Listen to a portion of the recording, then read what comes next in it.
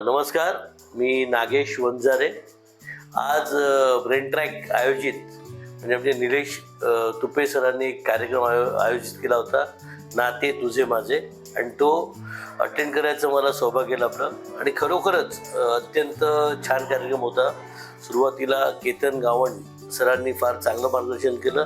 तसंच आर्या मॅडम त्यांनी सुद्धा आपले जे ग्रह आणि पत्रिका वगैरे त्याच्यावर सुद्धा फार चांगलं मार्गदर्शन आणि त्याचे उपाय पण बरेच सांगितले.